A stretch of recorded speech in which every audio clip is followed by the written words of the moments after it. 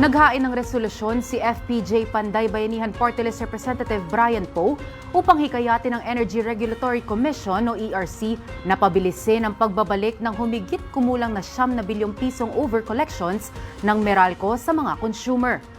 Pera aniya ng mga consumer ang naturang halaga kaya hindi dapat maghintay ang mga kababayan natin ng 3 taon bago ito maibalik sa kanila.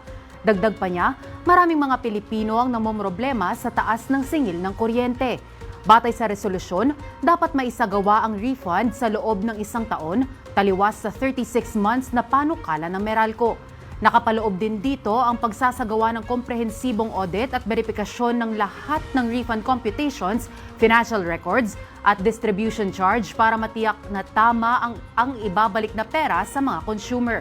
Dapat din magkaroon ng regular public disclosures ang ERC kaugnay ng refund para mapanatili ang transparency at accountability.